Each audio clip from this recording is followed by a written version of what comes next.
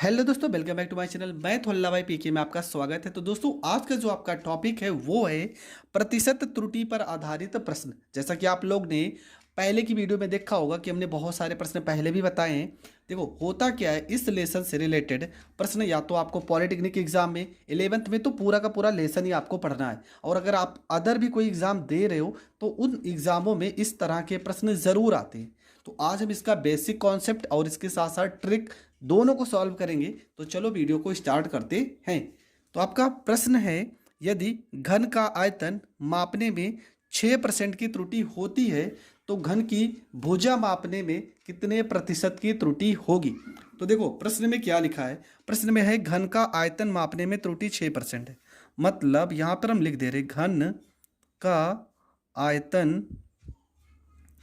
मापने में त्रुटि, मापने में त्रुटि, ठीक है, मापने में त्रुटि ये कितना दिया, तो ये आपका दिया है 6%। ठीक है, घन का आयतन मापने में त्रुटि 6% है। तो लिखेंगे डेल्टा वी बटे में वी गुणे में आपका 100 बराबर आपका हो जाएगा 6, यहाँ पे हो जाएगा परसेंट। कितना आ गया, 6% आ गया। अब देखो क्या होगा, घन का आयतन का फार्मूला आपको पता होना चाहिए। घन का आयतन बराबर v बराबर होता है भुजा का घात 3। ये होता है घन के आयतन का फार्मूला। तो यहाँ पर v हो जाएगा, भुजा के लिए हम लिखेंगे a का घात 3। तो इसको हम लिख सकते हैं डेल्टा v बटे में v गुणे में हो जाएगा 100 बराबर a का घात 3 का मतलब हो जाएगा 3 गुणे में डेल्टा a बटे में a गुणे में आपका हो जाएगा 100 बराबर यहाँ पर हो जाएगा डेल्टा v बटे में v गुणे में यहाँ पर हो जाएगा 100 बराबर हो जाएगा 3। और देखो डेल्टा a बटे a गुणे 100, इसका मान कितना है, तो इसका वैल्यू देखो प्रश्न में हमें निकालना है। ठीक है, इसका वैल्यू तो हमें निकालना है। तो यहाँ पर हो जाएगा डेल्टा a बटे में a गुणे में आपका हो गया 100। देखो इसका मान कितना दिया था, 6%। तो यहाँ पर लिखेंगे 6% बराबर हो जाएगा 3 गुणे में डेल्टा a बटे में a गुणे में हो जाएगा 100। 3 से 6 को काटेंगे तो वैल्यू आपका आ जाएगा डेल्टा a गुणे a बटे 100 बराबर 3 दूना 6%। और ये आपका हो जाएगा करेक्ट आंसर। तो आपका जो उत्तर आ जाएगा वो आ जाएगा 2%, और ये आपका हो जाएगा करेक्ट आंसर। तो आपका जो अगला प्रश्न है, प्रश्न में लिखा है कि किसी वर्ग की भुजा मापने में 2% की त्रुटि होती है। देखो प्रश्न में लिखा है वर्ग, और वर्ग की भुजा आपका दिया है 2%। तो हमें पूछा गया कि इसके क्षेत्रफल मापने में कितने परसेंट की त्रुटि होगी। तो आपको करना कुछ नहीं है, यहाँ पे भुजा लिखा है तो सीधा सा लिखेंगे कि वर्ग की भुजा, वर्ग की भुजा में त्रुटि, वर्ग की भुजा में त्रुटि तो कितना दिया है, तो ये आपका दिया है 2% दिया है। और वर्ग की भुजा को हम ए से दर्शाएंगे। देखो किसी की भी भुजा हो, आप ए से लिखोगे तो हो जाएगा डेल्टा ए बटे में ए गुणे में आपका हो जाएगा 100 बराबर हो गया आपका 2% हो गया।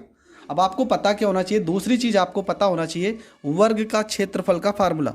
तो क्या होता है फार्मूला, हम यहाँ पर लिख भी दे रहे हैं। वर्ग का क्षेत्रफल का जो फार्मूला होता है वो आपका होता है भुजा का स्क्वायर। ठीक है, ये फार्मूला होता है वर्ग के क्षेत्रफल का। तो यहाँ पे क्षेत्रफल के लिए हम लिखेंगे a, और भुजा का स्क्वायर मतलब a का स्क्वायर हो जाएगा। तो ये हो जाएगा आपका डेल्टा a बटे में a।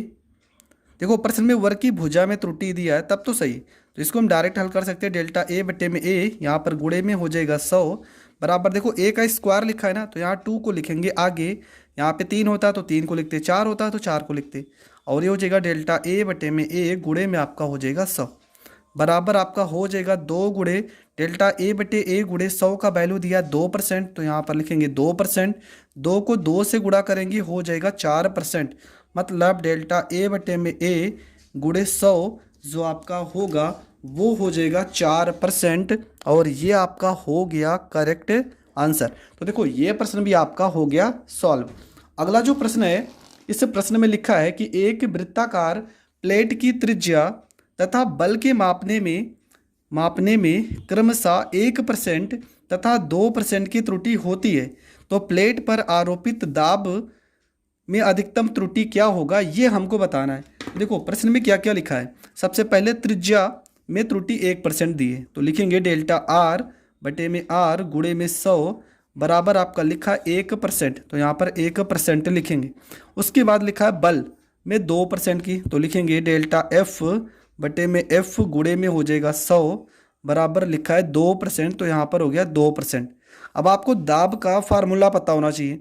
दाब बराबर फार्मूला होता है बल बटे में आपका होता है क्षेत्रफल। ये होता है दाब का फार्मूला। इसको हम लिख सकते हैं P बराबर में बल के लिए तो लिखेंगे F, और क्षेत्रफल का आपका फार्मूला होगा पाई आर स्क्वायर।